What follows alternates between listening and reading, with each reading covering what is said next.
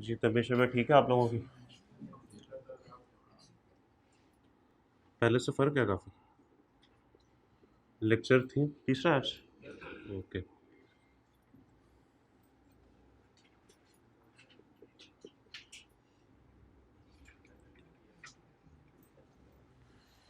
जी आज इंशाल्लाह accounting heads से स्टार्ट करेंगे। पहले जो कल पढ़ा था उसको रिपीट कर लेते हैं, फिर पूछ लेते हैं आपका कोई सवाल है कि नहीं है।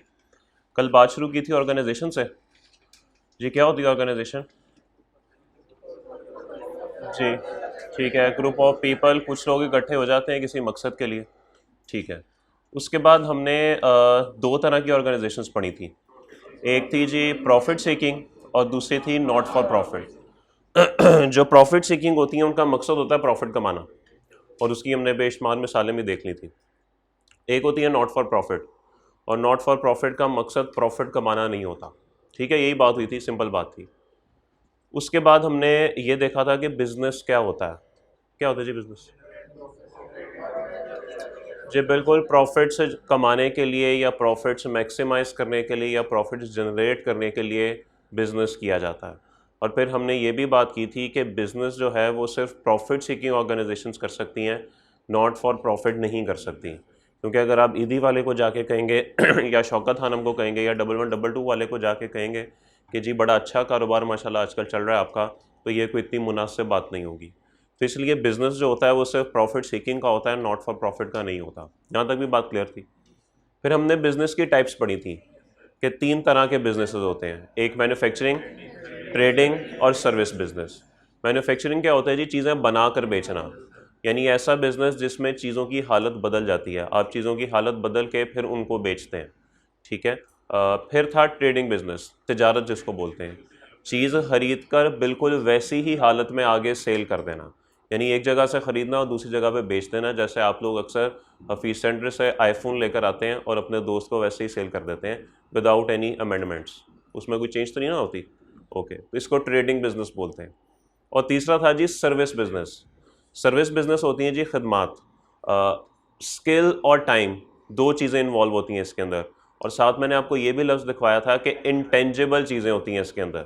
आपको सर्विस, डॉक्टर आपको सर्विस दे रहा होता है, कंसल्टेंसी दे रहा होता है, वो आपको कहीं कंसल्टेंसी नज़र नहीं आ रही होती। अगर एंड पे आपकी डॉक्टर के साथ लड़ाई हो जाए तो आप डॉक्टर को ये नहीं कह सकते कि वापस ले लो अपनी कंसल्टेंसी, या ये ऑपरेशन वापस ले लो अपना, मुझे मुझे नहीं चाहिए। ऐसा नहीं होता, ये रिटर्न नहीं हो सकती। तो इसलिए ये बात आपको बताई गई थी कि इंटेंजिबल होती हैं, स्किल्स का होना भी ज़रूरी है और टाइम का होना भी ज़रूरी है, दोनों बातें होना ज़रूरी हैं। ठीक है, तो ये सर्विस बिजनेस है। यहाँ तक बात क्लियर थी? किसी का यहाँ तक कोई सवाल है तो वो पूछ सकता है। कोई सवाल नहीं है किसी का? पूछ लीजिए अगर कोई सवाल है तो। चलें ठीक है जी। क्या आप इधर की बातें उधर करते हैं? जी जी बताएं बताएं। हाँ जी। नहीं मतलब क्या पूछना है आपने मेरे से? क्या चीज़?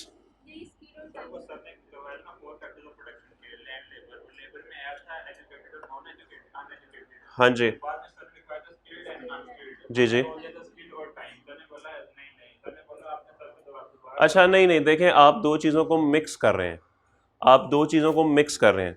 बेसिकली जो बात उन्होंने आपको बताई होगी, मैं अंदाजे से कह रहा हूँ, मुझे नहीं पता वो क्या पढ़ा रहे हैं। आपकी जो बातों से मुझे लग रहा है वो ये लग रहा है कि लेबर असल में ना दो तरह की होती है। वैसे तो तीन तरह की होती है, आपके जो किताबों के अंदर ये लिखा हुआ है, स्किल्ड, सेमी स्किल्ड और अनस्किल्ड। ठीक है। अब ये बेसिकली लेबर की क्वालिटी है। वो जो आपको बात बता रहे थे वो लेबर की टाइप्स या लेबर की क्वालिटीज बता रहे थे। जैसे एक सीए होते हैं जो क्वालिफाइड होते हैं, मुकम्मल क्वालिफाइड, तमाम पेपर पास, स्किल्ड। फिर आ जाते हैं वो लोग जिनके दो चार पेपर रह जाते हैं, सेमी स्किल्ड। फिर एक वो आते हैं जैसे कि आप जैसे हैं, अभी अभी शुरुआत है, अनस्किल्ड। तो शायद आपको वो ये बात समझाना चाह रहे थे। जो मैं आपको बात समझाना चाह रहा हूँ, मैं सर्विस बिजनेस समझाना चाह रहा हूँ। क्या वो भी आपको सर्विस बिजनेस समझा रहे थे? वो आपको कुछ और समझा रहे थे। तो दो बातों में फ़र्क है। तो सर्विस बिजनेस में दो चीज़ें बिल्कुल होनी चाहिए, स्किल और टाइम। लेकिन जो लेबर की बात है ना, लेबर असल में बिजनेस नहीं है, लेबर एक नौकरी है। इसी को बोलते हैं ना कि आपकी फैक्ट्री है और फैक्ट्री में आपने लेबर रखी हुई है, वो एक नौकरी है। तो वो नौकरी की आपको टाइप्स बता रहे थे कि कितनी तरह की लेबर आपको मिल सकती है। घर बनाना है, आपको लेबर चाहिए, ठीक है। अब लेबर किस तरह की चाहिए डिपेंड करता है आपने काम किस तरह का करना है। अगर तो सिर्फ ईंटें नीचे से उठा के ऊपर लेके जानी है तो इसके लिए आपको कोई स्किल्ड या सेमी स्किल्ड की ज़रूरत नहीं है। एक अनस्किल्ड बंदा या नॉन स्किल्ड बंदा भी ये काम कर देगा। मुझे भी कहेंगे या आप खुद भी जाएंगे ना, तो ये काम कोई रॉकेट साइंस नहीं है। लेकिन जब कोई बात आ जाएगी जैसे कि प्लास्टर करना है या पेंट करना है, यहाँ पे हमें स्किल्ड बंदा चाहिए। तो बेसिकली ये बात आपको शायद वो समझाना चाह रहे होंगे, ठीक है। तो इन दोनों बातों में थोड़ा सा फर्क है, ठीक है जी। बात क्लियर हो गई? चलें जी। अब ये बेसिकली मैंने आपको उस कॉन्टेक्स्ट में समझाया जो मुझे समझ आई है। हो सकता है पता नहीं है वो क्या बात कर रहे थे, जो आपकी बातों से मुझे लगा है वो ये लग रहा है, ठीक है। चलें, ओके जी, लेट्स मूव फॉरवर्ड, बात को आगे बढ़ाते हैं। अगेन कोई सवाल नहीं है किसी का? चलें जी। हमारे कोर्स के अंदर जो ज़्यादा फोकस है वो है ट्रेडिंग बिजनेस का, ठीक है। किताबें महल में अभी भी आप लोगों के पास नहीं है, लेकिन मैंने आपको जो टेबल ऑफ कंटेंट्स दिखाए थे 2 दिन पहले, उसके अंदर एक चैप्टर अगर आपको याद हो, अकाउंटिंग फॉर मैन्युफैक्चरिंग, याद है कि नहीं याद? ये एक चैप्टर है, चैप्टर नंबर 8, देख लीजिएगा। ये है जी अकाउंटिंग फॉर मैन्युफैक्चरिंग। इस चैप्टर के अलावा बाकी जितने भी चैप्टर्स हैं उसमें हम ट्रेडिंग बिजनेस को ही डिस्कस कर रहे होंगे, ठीक होगी बात। मैन्युफैक्चरिंग बिजनेस से हमारा कोई लेना देना इस लेवल पे नहीं है, ओके, सवाए अकाउंटिंग फॉर मैन्युफैक्चरिंग वाले चैप्टर के। तो अकाउंटिंग फॉर मैन्युफैक्चरिंग वाले चैप्टर के अलावा जब भी बात होगी वो एक ट्रेडिंग बिजनेस की होगी। ये बात आप लोगों को क्लियर है? पक्की बात है, ओके। चलें जी, अब शुरू करते हैं आगे आज की बात। मिसाल के तौर पे आपने सोचा कि मैं कोई कारोबार शुरू करता हूं, और अब कारोबार की मिसाल हम ट्रेडिंग बिजनेस ही लेते हैं जी। किस चीज़ की? मोबाइल शॉप की मिसाल ले लें, ठीक है जी। एक मोबाइल शॉप आप लोगों ने सोचा कि मोबाइल शॉप जो है वो बना लेते हैं, एक जगह से मोबाइल ख़रीद के तो बेचा करेंगे, ट्रेडिंग बिजनेस बिल्कुल वैसे ही हालत में, ठीक है। ये ट्रेडिंग बिजनेस की मिसाल है। अब अगर आप बिजनेस शुरू करते हैं तो बिजनेस शुरू करने के लिए सबसे पहली चीज़ आपको क्या चाहिए होती है? पैसे चाहिए। अब मुश्किल लफ्ज़ ना बोला करें वो इन्वेस्टमेंट के, मुझे नहीं पता ही क्या होती है कैपिटल इन्वेस्टमेंट। पैसे चाहिए होते हैं सिंपल अल्फाज में। अब अगर मैं इन भाई साहब से कहूँ कि भाईजान आप एक ना आईफोन 13 प्रो मैक्स चल रहा है latest, okay, iPhone 13 pro max की ना ज़रा हम एक शॉप ओपन कर लेते हैं। अब वो फ़ोन ही माशाल्लाह कोई 3.5 पौने 4 लाख का है, कोई ऐसा ही है। तो वो आप उसकी शॉप खोलना, सर करोड़ रुपया तो कम से कम चाहिए, कोई 20-25 फ़ोन दुकान पे पड़े होंगे तो फिर ही पता लगेगा ना कि कोई शौकत ने दुकान खोली है, ठीक है, बिजनेस ओपन किया है। तो पैसा चाहिए, सबसे पहली बात है कि हमें पैसे चाहिए, इसमें कोई दूसरी राय? ओके, तो इट मीन्स कि हमें सबसे पहले क्या चाहिए जी? पैसे चाहिए, ओके। क्या लिखा हो इसको, क्या पढ़ेंगे हम? 1 करोड़। कैसे कह रहे हैं 1 करोड़? कौमे गलत नहीं लग गए सारे? कौमे गलत लग गए ना? कौमा आते ना लगाने आप लोगों को? ये क्या लिखा है मैंने? 1 करोड़ लिखा है, ये 10 मिलियन लिखा है मैंने, ठीक है। यहाँ पर ना ज़रा करोड़ लाख ना नहीं यूज़ नहीं होते हैं, यहाँ पे मिलियंस 100,000 यूँ यूज़ होते हैं, ठीक है। यूनिट 10 100,000 10,000 100,000 मिलियन एंड 10 मिलियन, तो ये 10 मिलियन है जी। याद रखिएगा, कुछ लोग होंगे बिल्कुल मेरे जैसे, थोड़ी सी लेट समझ आती है। 1 मिलियन किसके बराबर होता है? माशाल्लाह बहुत पढ़े लिखे लोग हैं सर। 10 लाख, 1 मिलियन 10 लाख के बराबर होता है, ठीक है जी। तो 10 मिलियन 1 करोड़ के बराबर होगा, ठीक है जी। तो यहाँ पे हम जो बात करेंगे वो मिलियंस में करेंगे, और जो इसका लिखने का अंदाज़ होता है वो कुछ इस तरीके से होता है, ठीक होगी बात। और अगर हम कभी कैलकुलेशन कर रहे होंगे और आप मुझे कोई इस तरह की अमाउंट लिखवा रहे होंगे, तो आमतौर पर स्टूडेंट्स का तरीका ये है, सर लिखवा रहे होते हैं ना, कैलकुलेशन तो आप कर रहे होते हैं, तो आप मुझे लिखवाते हैं 170 और मैं इसको ऐसे करके लिख दूंगा। बाद में आप कहेंगे नहीं नहीं सर ऐसा नहीं, 1 के बाद 70, तो मैं कहूँगा 1 के बाद 70 ही तो है। कहेंगे नहीं सर 1 के बाद आपने 7 0 डालने हैं। तो ये कन्फ्यूजन ना हमेशा रहती है। तो इसको पढ़ने का भी ना एक अंदाज होता है, वो पढ़ने का तरीका इसका ये होता है कि आपने कॉमास के जो इंटरवल्स पे नंबर्स होते हैं ना, वो आपने इंटरवल के साथ ही बोलने होते हैं। आपने ऐसे लिखवाना होता है 10 0 0 0 0 0, ठीक होगी बात। ये आपको मैं वो बात बता रहा हूँ जो आगे जाके फर्म में भी आपके काम आएगी। वहाँ पे अगर आप इसको इस तरह लिखवा देंगे ना, या इसको इस तरह पढ़ देंगे, तो फिर ना उस पर समोसे खाने पड़ सकते हैं आपको, आपके ही पैसों से। ठीक है, तो इन बातों का आपने ख्याल रखना है। ठीक है, ये ज़रा पढ़ने के कुछ तरीके हैं जो कि आपको पता होने चाहिए, और मिलियंस में ही यहाँ पे बात हो रही होती है, ये लैक्स में और करोड़ में यहाँ पे बात नहीं होती। तो थोड़ा सा आपको शिफ्ट करना पड़ेगा अगर आप लाख और करोड़ के आदी हैं तो। ओके, तो चले जी बात को वापस लेके आते हैं कि 10 मिलियन हमें चाहिए, यानी कि सादा ज़बान में 1 करोड़ चाहिए। डस्टर डस्टर नहीं है किधर? ओके, तो जी बिजनेस शुरू करने के लिए हमें चाहिए 1 करोड़। ले जी, पैसे हमारे पास आ गए, अब क्या करना चाहिए हमें?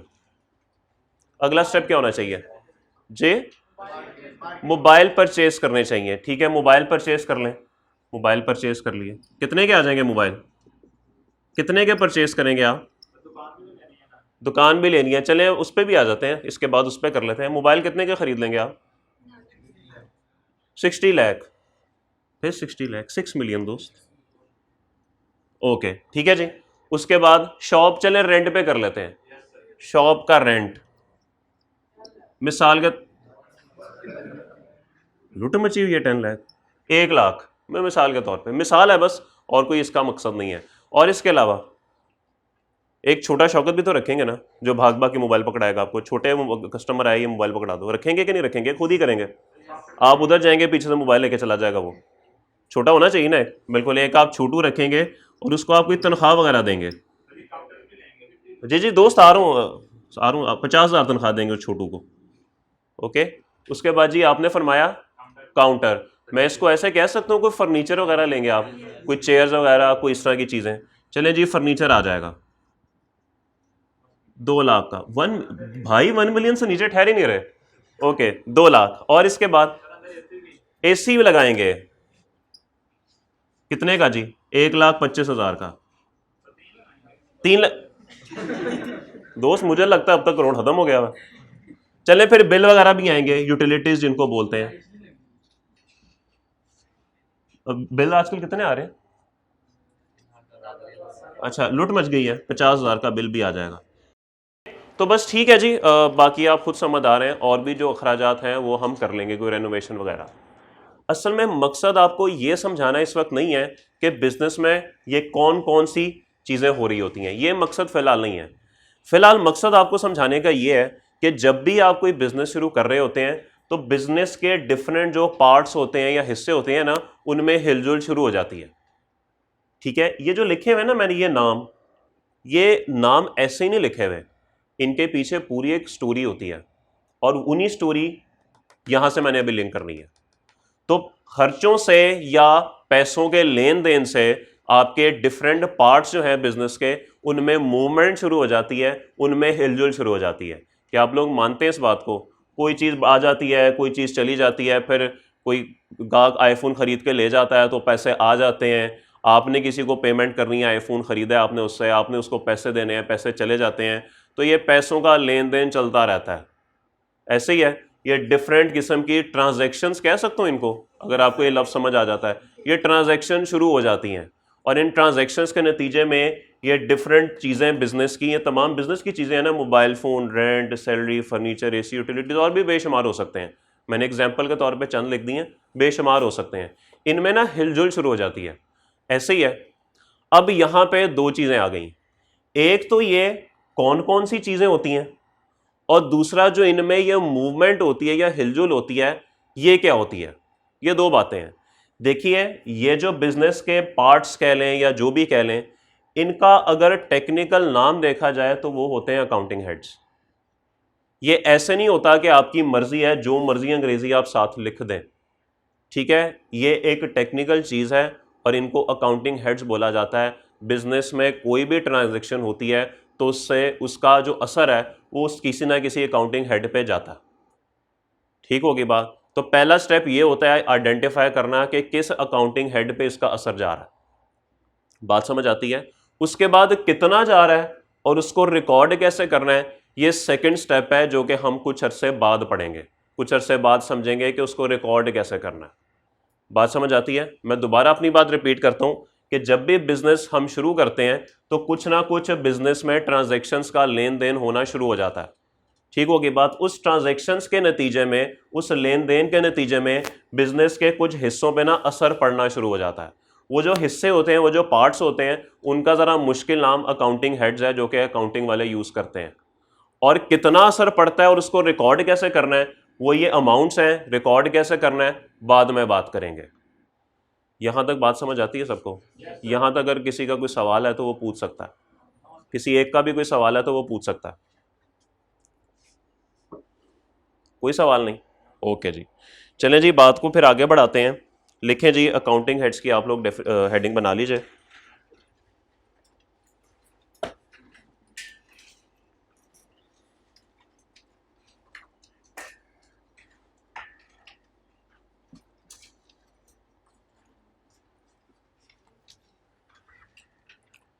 जी, सबसे पहला अकाउंटिंग हेड एसेट। यहां तक पढ़ा था? अच्छा, यहां तक भी पढ़ा हुआ है। कहां तक पढ़ा हुआ है मेरे भाई ने? लेज, ये क्या होता है? लेजर क्या होता है? अच्छा, अभी मैं याद करके नहीं आया, याद करके आऊंगा ना फिर बताऊंगा लेजर क्या होता है। ओके, शायद आपकी मदद कुछ पड़े मुझे। आप इंजीनियरिंग के, मेडिकल के? ICS, computer science. ओके, कितने लोग वैसे आप में से प्री मेडिकल के हैं? सॉरी, आप भी मेडिकल के? कौन से कॉलेज से हैं? रोल नंबर क्या था आपका? 104। आपके नंबर कितने थे? 1070। कितने में से? 1100 में से माशाल्लाह आपके नंबर थे 1070। और कौन है जीसी का यहाँ पर? सर आप प्री इंजीनियरिंग या मेडिकल या आईसीएस या जर्नल साइंस, और आपका रोल नंबर क्या था? 1280, 1218। अच्छा अच्छा अच्छा। और कोई है जीसी का? बस दो ही हैं जीसी के।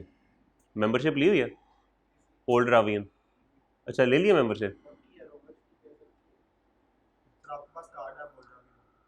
अच्छा, बस अब कार्ड ही यूज होता है, अब कुछ नहीं हुआ था? अच्छा, कार्ड मेरे को पड़ा हुआ है। मैं भी जीसी का ही हूँ जी। अच्छा, कभी भी जा सकता हूँ? वो मेरी शक्ल अब वो नहीं रही। अच्छा, शक्ल नहीं देखते हैं? अच्छा, कॉन्फिडेंस देखते हैं। अच्छा जी, चलें ठीक है जी। चलें खैर, चलें जी। एसेट बताइए जी। एसेट ये एक पहला अकाउंटिंग हेड है जो कि हम डिस्कस करने लगे हैं। लिखें जी एसेट की डेफिनेशन। एसेट की डेफिनेशन लिखिए, और इसको समझाने में मुझे कुछ अरसा लग जाएगा आपको। लिखें जी, an asset is a resource, an asset is a resource, an asset is a resource owned by the business, owned by the business, OWNED. An asset is a resource owned by the business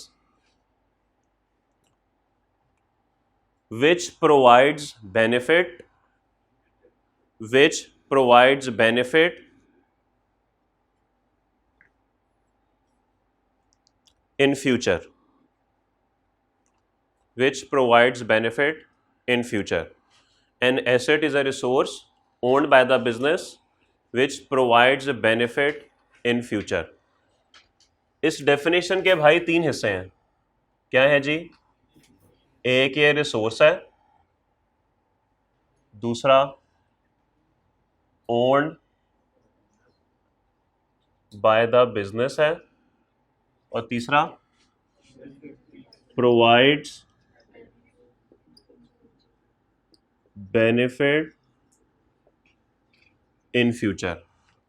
तो तीन हिस्से हैं जिस definition के asset जो है वो एक रिसोर्स है, बिजनेस ओन करता है इसको, और फ्यूचर में आपको कोई बेनिफिट प्रोवाइड करता है। चलिए जी, एक एक करके इन तीनों बातों को डिस्कस करते हैं। रिसोर्स, सबसे पहले तो ये देखना है रिसोर्स होता क्या है। जरिया, जी बिल्कुल ठीक है। असासा नहीं, बात करते हैं अभी असासे पे। असासा बेसिकली एसेट होता है, ठीक है। रिसोर्स एक जरिया होता है। अगर सिंपल हम डिक्शनरी मीनिंग्स में जाएं तो रिसोर्स एक जरिया है जी, ठीक है जी, जरिया है। Owned by the business, business own करता उसे, मतलब बिजनेस की मलकियत में हो। आपके सामने अभी बात हो रही थी कि आपने एक मोबाइल शॉप ओपन करनी है और उस मोबाइल शॉप में आपने एसी लगवाना है। क्या एसेट एक जरिया है? अभी आप कहेंगे ये कैसे जरिया है? देखिए, ये बात मैं आपको बता देता हूं कि आप हमेशा उस ही डिपार्टमेंटल स्टोर में जाना पसंद करेंगे जहां पे एसी लगा होगा। माने या ना माने, ये बात आपके जहनों में होती है।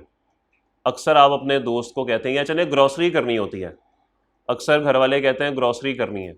अब ग्रॉसरी करने आप, कोशिश आपकी ये होती है वहाँ से की जाए जहाँ पे एसी लगे हुए हैं। क्या मानते हैं आप इस बात को?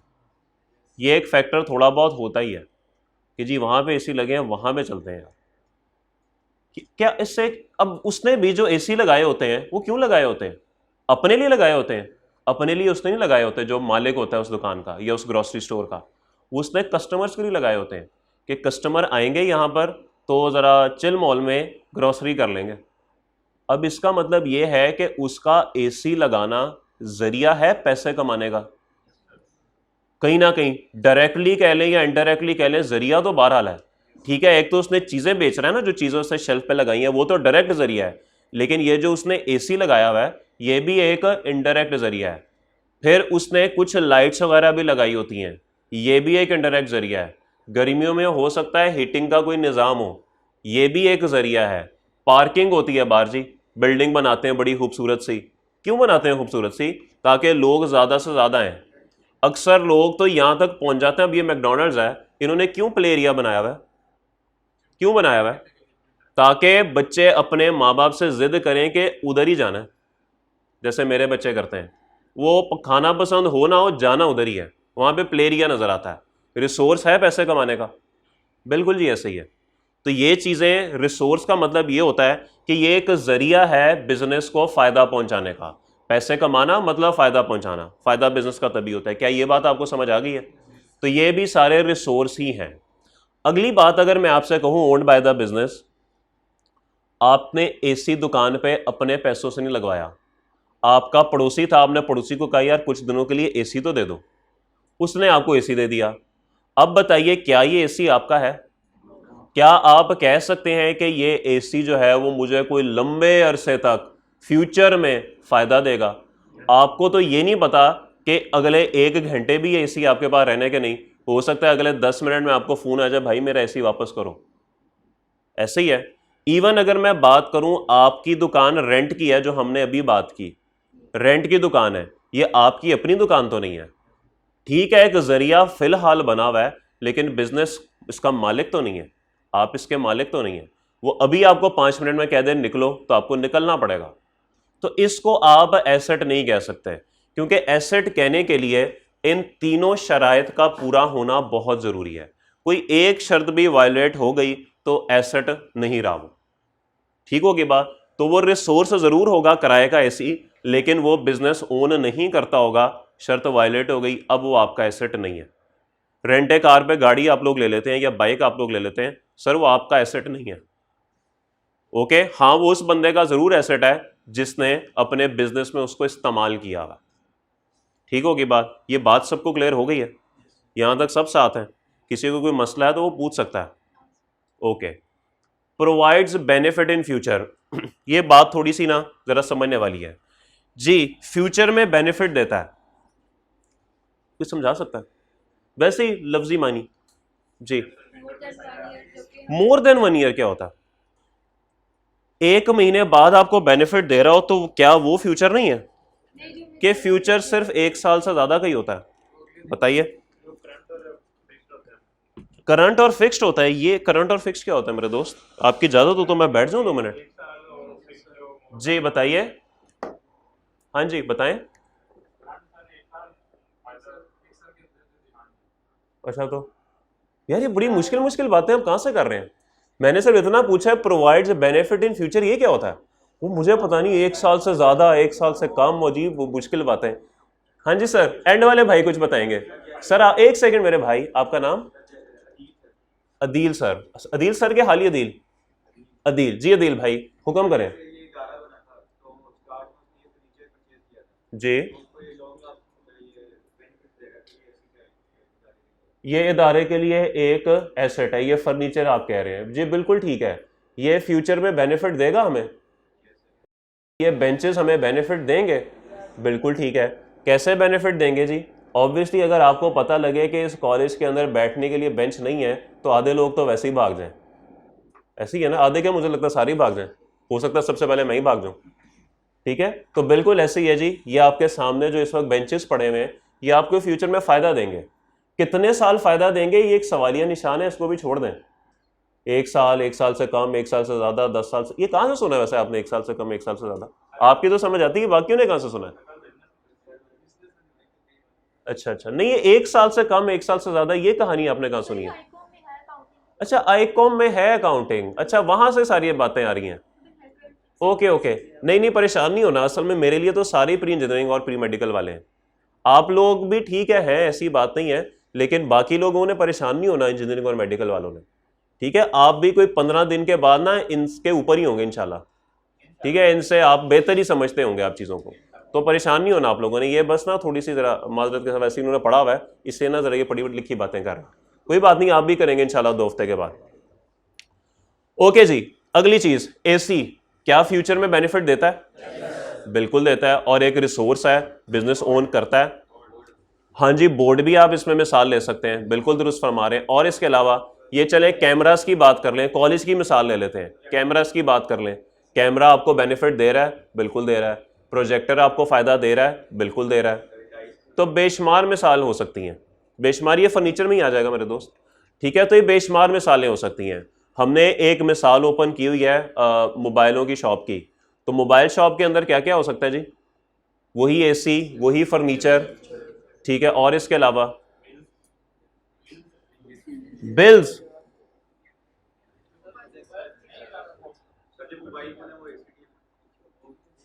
बिल्स, हाँ बस यही असल में सवाल हमारा ये एसेट होगा कि नहीं, तो वो बिजली के बिल जो है ना वो एसेट नहीं होगा हमारा। हाँ जी, बिल्कुल ऐसे ही है, बिल्कुल ऐसे ही है जी। मोबाइल फोन, भाई ने कहा जो मोबाइल फोन आपने खरीद कर रखे होंगे ना, वो भी आपका एसेट होगा। है ऐसा होता? ऐसा होता है वो? कंफ्यूजन तो नहीं हो रही आप लोगों को? हाँ थोड़ी सी तो होगी, और होनी भी चाहिए, नेचुरल बात है। अभी तो सिर्फ डिस्कशन हो रही है। भाई ने कहा मोबाइल फोन्स ये भी एक रिसोर्स है? रिसोर्स नहीं है, ये पैसे कमाने का जरिया नहीं है ना? यही तो जरिया है मेरे दोस्त, इन्हीं ये तो डायरेक्ट जरिया है। ओन बाय द बिजनेस, आप ओन भी कर रहे हैं, खरीद के तो दुकान पर लगाए हुए, और आपको फ्यूचर में बेनिफिट भी दे रहे हैं। हाँ ये अलग बात है, आपको नहीं पता 5 दिन में बिकता है, 10 दिन में बिकता है, 20 दिन में बिकता है, साल पड़ा रहता है। क्या ख्याल है? तो मेरे ख्याल में तो तीनों बातें पूरी होती हैं। ओके, तीनों बातें जरूर पूरी होती हैं। और कोई चीज जी? 2 मिनट दीजिएगा, सवाल अभी लेते हैं, ठीक होगी बात। तो यहां पे हम बात करते हैं जी, एसेट एक जरिया होता है पैसे कमाने का, बिजनेस जिसको ओन कर रहा होता है, और वो आपको फ्यूचर में फायदा देता है। ठीक होगी बात।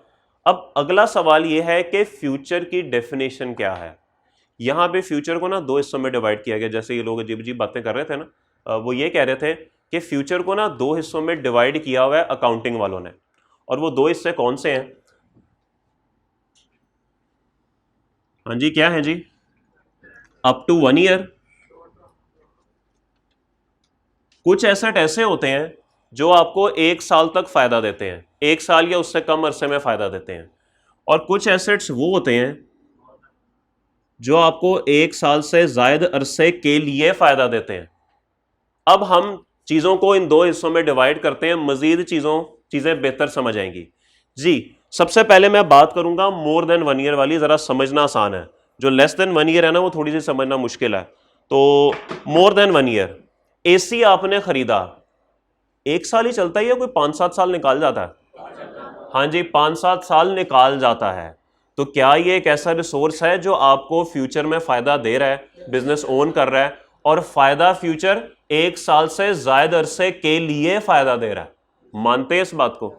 जी बिल्कुल ठीक है, मोर देन 1 ईयर वाली कैटेगरी में आ गया। फर्नीचर पे आ जाइए। फर्नीचर 1 साल से ज्यादा का फायदा या 1 साल से कम का फायदा? 1 साल से ज्यादा का फायदा।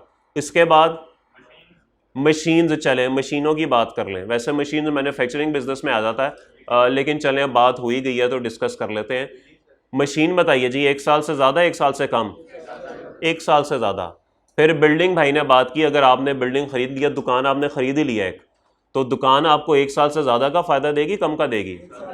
1 साल से ज़्यादा का फ़ायदा देगी। लेट्स एज्यूम आपने कोई होंडा सिविक रख लिया है आईफोन घर घर डिलीवर करने के लिए।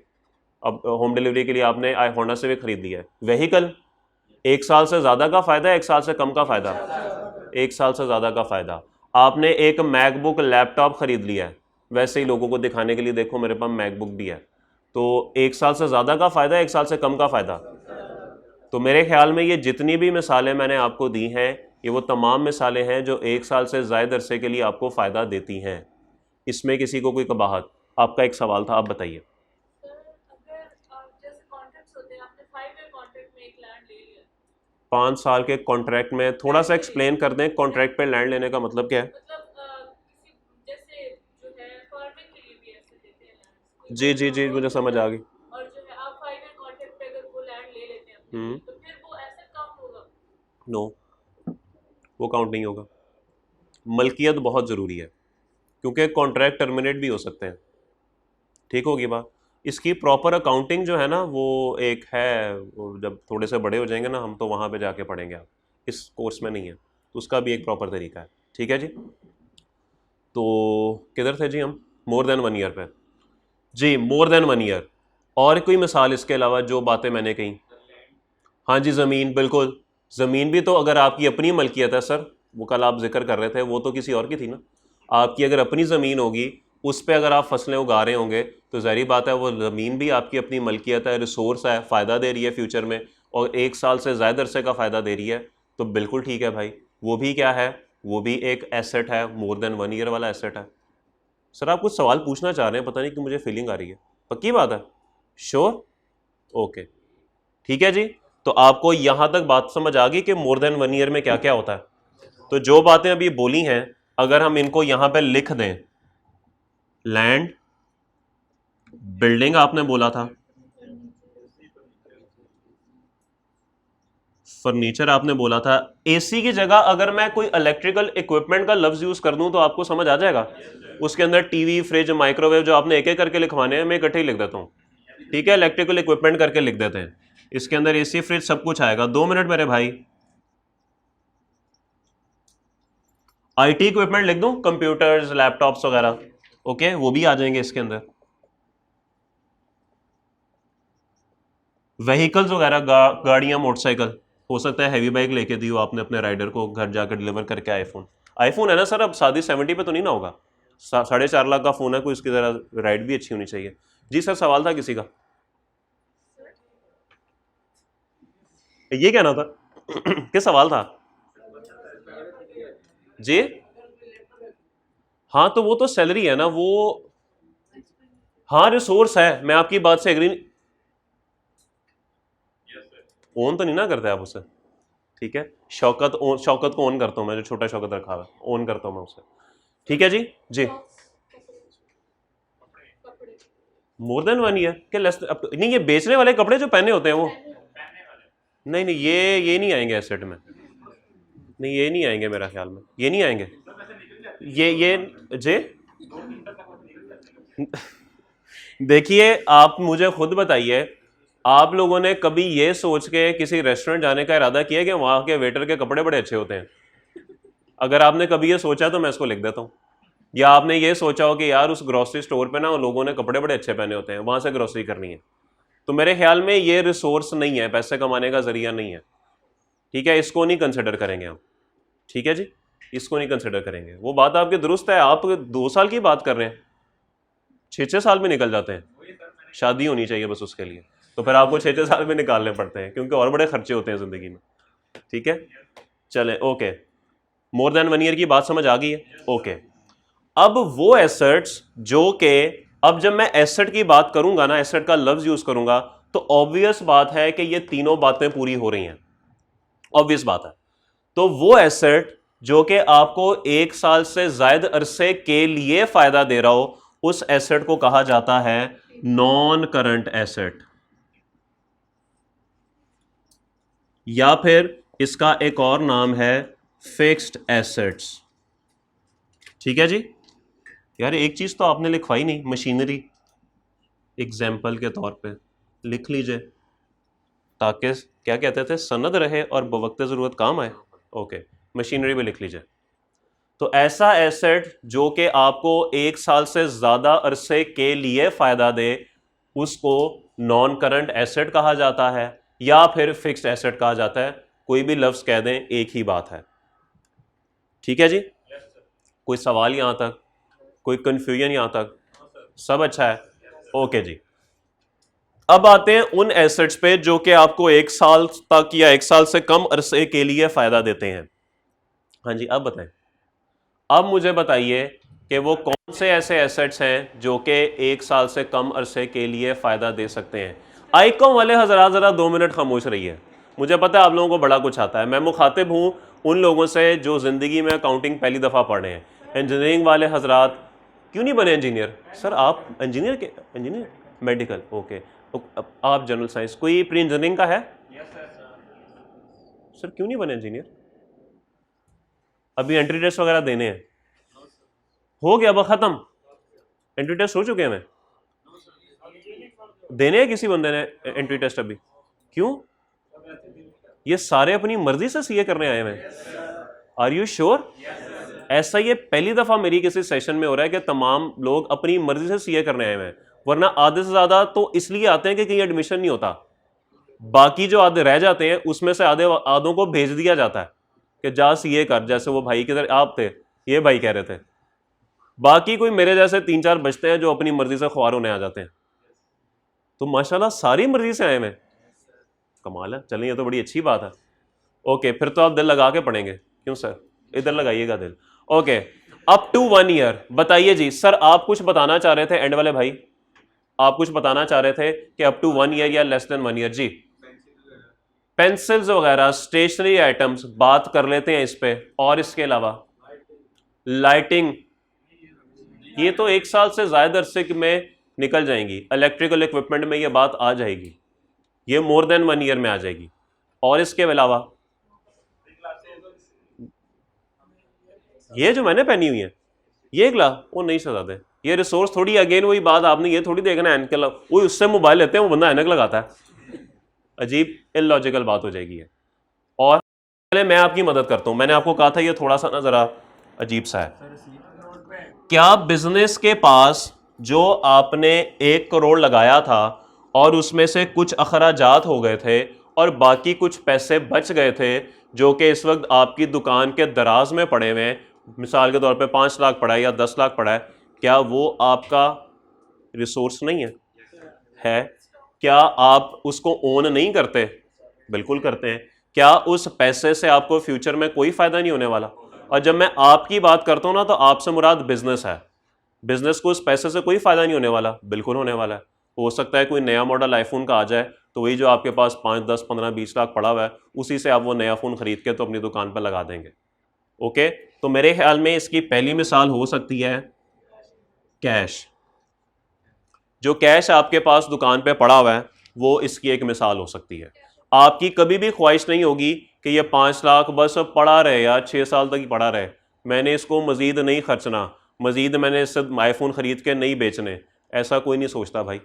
सब यही सोचते हैं कि जैसे जैसे कैश आता रहेगा ना वैसे वैसे, मैं अगर आज मेरे पास 20 आईफोन है तो मज़ीद ख़रीद के 40 कर लूँ, इनको 60 कर लूँ, इनको 70 कर लूँ। ये नहीं है कि बस 20 आईफोन से दुकान शुरू की थी तो बस 20 पे ही रहूँ। ठीक है, आपको पता है ना चीज़ें एक्सपैंड होती रहती हैं वक्त के साथ साथ, तो वो कैश कोई भी अपने पास नहीं पड़ा रहने देता, वो उसको मज़ीद एक्सपैंड करता रहता है। तो इसलिए कैश जो है ना वो कुछ अरसे बाद फारिग हो जाता है। ठीक होगी बात? ओके सर, सवाल था। जी जी, मैं उसी तरफ आ रहा हूँ। अब ज़रूरी नहीं है कि सारा पैसा आपकी दुकान के दराज में ही पड़ा हो सकता है आपने बैंक में भी रखा हो। कोई 7-8 अरब रुपया तो आप लोगों की पड़ा ही होगा ना, आपके अकाउंट में होगा इतना, कोई 2-4 करोड़ तो हो गई है ना इतना? अच्छा नहीं, तो 2-4 करोड़ जो बैंक बिजनेस ने बैंक अकाउंट में रखा होगा वो भी तो आपका एक रिसोर्स है और वो भी तो आप यूटिलाइज करेंगे। बिल्कुल करेंगे, और 1 साल से ज़्यादा अरसे के लिए तो नहीं करेंगे। आपकी ख्वाहिश होगी बस पड़े हैं पैसे यार, और चीज़ें। ये एक बिजनेसमैन की ना खसूसियत कह लें है या गंदी आदत कह लें है, उसकी बस कोशिश होती है मेरे पास पैसे पड़े ना रहें, मैं कहीं ना कहीं इसको ना लगा दूं, इन्वेस्ट कर दूं कहीं पे। 6 करोड़ पड़ा हुआ है यार, नई फैक्ट्री लगा लो। सही कह रहा हूं, ये सारे बिजनेसमैन ऐसे ही करते हैं। यार 2 करोड़ पड़ा हुआ है यार, स्टॉक और खरीद लो यार। ठीक है, तो ये पैसा पड़ा नहीं रहने देते, ये उसको रोटेट करते रहते हैं, उसको बिजनेस के इस्तेमाल में लगाए रखते हैं। तो ये जो बैंक में पैसा पड़ा हो या दुकान में पैसा पड़ा हो, ये बड़े कम अरसे के लिए पड़ा होता है। तो याद रखिएगा कि जो पैसा आपके बैंक में पड़ा होता है वो आपका होता है ना, कि बैंक का हो जाता है? आपका ही होता है ऑब्वियसली। वो ऑब्वियसली आप बैंक में इसलिए रखवाते हैं ताकि सेफ हो जाए ज़रा। ठीक है, उनके ज़रा सिक्योरिटी के मामलात अच्छे होते हैं। घर में या दुकान पे आप कैश नहीं रख सकते, तो आप फिर थोड़ा सा पैसा अपने पास जेब में रखते हैं, बाकी सारे का सारा आप बैंक में रखवा देते हैं।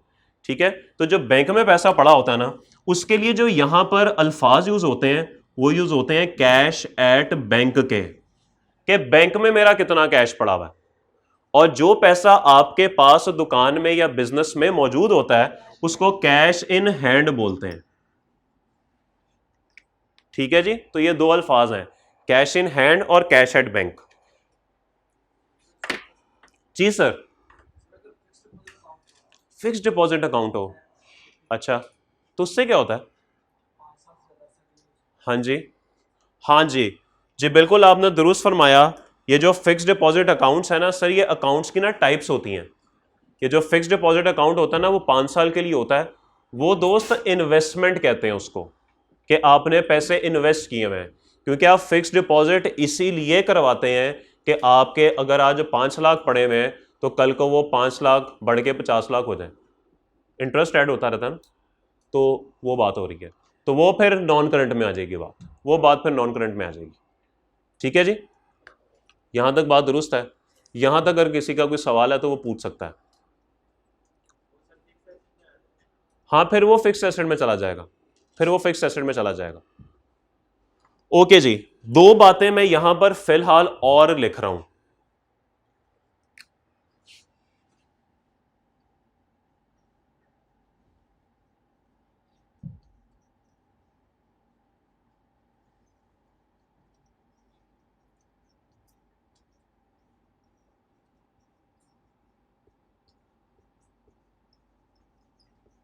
दो नाम मैंने यहां पे लिखे, डेटर, इसको डेटर बोलना है, डेबिटर नहीं बोलना। ओके, बी साइलेंट है यहां पे। एक चीज है जी डेटर, और एक चीज मैंने लिखी है यहां पे इन्वेंटरी या स्टॉक इन ट्रेड। ठीक है जी, और भी 2-4 बातें हो सकती हैं लेकिन उसका जिक्र फिर बाद में करेंगे। ठीक है जी, जी बताइए। डेटर की बात हम करेंगे कल, टाइम इस पर लग जाएगा। हम इन्वेंटरी की बात आज कर लेते हैं। क्या होती है जी इन्वेंटरी, या ब्रैकेट में मैंने एक आसान लफ्ज लिख दिया स्टॉक, आगे जो इन ट्रेड लिखा हुआ है यह आपके लिए एक मुश्किल लफ्ज होगा। खाली बात करें स्टॉक की, क्या होता है स्टॉक? जो मौजूद होता है, जो बच जाए। बच जाए मतलब किससे बच जाए? आप कह रहे हैं चीजें बेचने के बाद जो स्टॉक रह जाए उसको इन्वेंटरी या स्टॉक कहते हैं। अनसोल्ड स्टॉक की बात कर रहे हैं आप, ऐसे ही है, यही बात कर रहे हैं। ओके, मेरा आप लोगों से एक सवाल है। सवाल मेरा आपसे यह है कि आपने बोला कि जो स्टॉक सेल ना हो, एक कंफ्यूजन मुझे हो रही है इसके अंदर। ठीक है, कंफ्यूजन मुझे यहां पर यह हो रही है, कब सेल ना हो? आज, कल, परसों, 3 महीने बाद, 2 महीने बाद, कब सेल ना हो? अच्छा, स्टोर किया हो। स्टोर कहाँ किया हो दोस्त? स्टोर में, वेयर हाउस में, गोदाम में जो पड़ा होगा वो स्टॉक होगा, और जो शेल्फ पे बेचने के लिए लगा होगा वो स्टॉक नहीं होगा। कैसे ही है? जो शेल्फ पे लगा होगा, मैं एंटर होता हूँ ना किसी डिपार्टमेंटल स्टोर में, अल्फते में, तो उन्होंने डिस्प्ले पे चीज़ें लगाई होती हैं, वो उनका स्टॉक ही नहीं है, वेयर हाउस वाला स्टॉक है। नहीं, गलत जी। और सर, ये क्या बात कर दिया? अकाउंटिंग ईयर क्या होता है? 1 साल? अच्छा, दिसंबर, अच्छा, और हाँ बोले बोले, मैं सुन रहा हूं। जनवरी में? अच्छा, दिसंबर में साल खत्म होके जो जनवरी में होगा बस वही स्टॉक है। जून में, जुलाई में, मई में, अप्रैल में वो स्टॉक नहीं है, ये कहना चाह रहे हैं आप? सर, बिजनेस खत्म हो गया अच्छा, तो जो चीजें बच गई उनमें एक बिजनेस खत्म हो गया तो हम इंतजार करें अल्फतेह कब खत्म होगा, जब वो खत्म होगा तब हम कहेंगे अल्फतेह आज तेरे पास स्टॉक है, वरना इतने सालों से तुम कारोबार कर रहे हो स्टॉक नहीं था तुम्हारे पास। जो शेल्फ में पड़ा है, जो गोदाम में पड़ा है, सभी स्टॉक है। भाई ने कहा चलो फिर यही बात बचती है, यही कह देते हैं। ओके, अकाउंटिंग ईयर, भाई ने कहा पता नहीं अजीब मुश्किल बातें कहां से करते हैं यार आप, ये क्या होता है अकाउंटिंग ईयर, ये क्या लफ्ज है अकाउंटिंग ईयर, मुझे तो नहीं पता इसका। ओके, नहीं नहीं, मुझे बातें आपकी बिल्कुल समझ आ रही हैं और मुझे पता है आप क्या बातें कर रहे हैं, लेकिन बस वैसे ही, ठीक है, मुश्किल बातें आप कर ले, पता नहीं बहुत आगे आगे चलते हैं आप लोग। अकाउंटिंग ईयर अच्छी बात है। और क्या सर आपको क्या लगता है स्टॉक क्या होता है? अच्छा, स्टोर में पड़ा और डिस्प्ले में पड़ा हो वो स्टॉक होता है। अच्छा, और इसके अलावा? ओके जी, जी बिल्कुल, जितनी भी चीज़ें हमारे पास मौजूद होती हैं सेल करने के लिए या वेयर हाउस में, वो सारे का सारा ही हमारा स्टॉक होता है। और अगर मैं इस बात को ज़रा बेहतर अंदाज में कहूँ, अनसोल्ड स्टॉक, चाहे वो शेल्फ में हो चाहे वो वेयर हाउस में हो, अनसोल्ड ही है ना, वो आपका स्टॉक है। एक चीज़ जब तक सेल नहीं हो जाती तब तक वो बिजनेस का स्टॉक है, बिजनेस की इन्वेंटरी है। जिस वक्त वो सेल हो गई, आपने शेल्फ से उठाई, काउंटर पे रखी, और जैसे ही आपने उसकी पेमेंट कर दी, इसके बारे में भी पूरा अकाउंटिंग के कवानीन है कि किस टाइम वो सेल कंसिडर होगी। आप शेल्फ से उठाएंगे तब, काउंटर पे रखेंगे तब, जब वो बारकोड से टक करेगा तब, या जब आप पेमेंट करेंगे तब, या जब वो थैले में डालेगा तब, या जब आप दुकान से निकलेंगे तब। किस टाइम बिजनेस ये कह देगा अब ये मेरा स्टॉक नहीं है? नहीं नहीं, हम डिस्कस नहीं कर रहे, मैं वैसे कह रहा हूं, इस पे पूरा अकाउंटिंग का एक रूल्स बने हुए हैं, अकाउंटिंग में ना कुछ कवानीन है, वो कवानीन बने हुए हैं, वो इंशाल्लाह जब आप बड़े होंगे ना वहां पे पढ़ेंगे। तो इसीलिए यह मैंने आपको जेहन में एक चीज डाल दी है कि ऐसा नहीं है कि आपने शेल्फ से उठाया, बिजनेस कहेगा मेरी इन्वेंट्री नहीं है, या आपने काउंटर पर रख दिया मेरी इन्वेंट्री नहीं है। ये कानून बताते हैं, अकाउंटिंग के रूल्स बताते हैं हमें कि किस वक्त कहा जाएगा कि अब ये चीज आपकी हो गई, अब ये चीज मेरी नहीं है। ओके, चलें जी। तो जितना भी स्टॉक आपके पास अनसोल्ड पड़ा होता है, चाहे वो शेल्फ पे हो, चाहे वो वेयर हाउस में हो, चाहे आप अपने घर में रखा हो, चाहे आपने शौकत के घर पे रखा हो, वो सारे का सारा क्या है? दैट इज इन्वेंट्री और स्टॉक। इन ट्रेड से क्या मुराद है? इन ट्रेड एक वैसी अंग्रेजी का लफ्ज है, स्टॉक इन ट्रेड। क्या होता है स्टॉक इन ट्रेड? तजारत के दौरान जो स्टॉक होता है। इन ट्रेड होती है ना, ट्रेडिंग, ट्रेडिंग हो रही है, तजारत हो रही है, तो खरीदो फरोख्त का जो होती है सामान, उसको बोलते हैं स्टॉक इन ट्रेड। क्या ये बात आप सबको समझ आ गई? ये जो बात आप कर रहे थे ना अकाउंटिंग ईयर और ये बात ना मैं आपको कल समझाऊंगा कि अकाउंटिंग ईयर और स्टॉक इन ट्रेड इनका आपस में क्या रिलेशन है। ये बात मैं इंशाल्लाह आपको कल बताऊंगा, अभी वक्त ख़त्म हो गया है, तो इंशाल्लाह कल हम बात करेंगे कि ये स्टॉक इन ट्रेड और अकाउंटिंग ईयर की क्या होती है रिलेशन आपस में, और डेटर्स क्या होते हैं, और मज़ीद एक दो बातें कल एसेट के हवाले से हमने करनी है। फिलहाल एक बात जाते जाते समझ लें कि इन एसेट्स को कहा जाता है, या वो एसेट जो कि आपको 1 साल से कम अरसे के लिए फ़ायदा दें, इनको करंट एसेट्स कहा जाता है। अच्छा, इनको नॉन फिक्स्ड ना कह दीजिएगा, यहाँ पे मैंने फिक्स्ड लिखवाया ना, तो ये ना कह दीजिएगा ये नॉन फिक्स्ड है, ये कोई लफ्ज़ नहीं है नॉन फिक्स्ड, ठीक है, बस करंट एसेट एक ही लफ्ज़ इनके लिए इस्तेमाल होता है। ठीक है जी, किसी का कोई सवाल, कोई परेशानी, कोई मसला मसाइल, कोई शिकवा शिकायत ज़ाती मसलों के अलावा? हाँ, क्लास का कोई मसला है तो बताइए, उसके लिए मैं हाजिर हूँ। ठीक है जी, अजी जी जो हैंड फ्रीज जल्दी खराब हो जाती हैं जी 2-3 महीने में, जी, तो भी हम करंट लेंगे? हाँ जी, देखिए स्टॉक हमेशा करंट ही होता है। किसी बिजनेस की यह ख्वाहिश नहीं होती कि मेरे पास स्टॉक 10 साल तक के लिए पड़ा रहे, कोशिश होती है ये आज ही सारा सेल हो जाए, तो इसीलिए स्टॉक हमेशा करंट में ही आता है। ओके, और कोई सवाल? ठीक है जी, इंशाल्लाह मुलाकात होती है कल, बाकी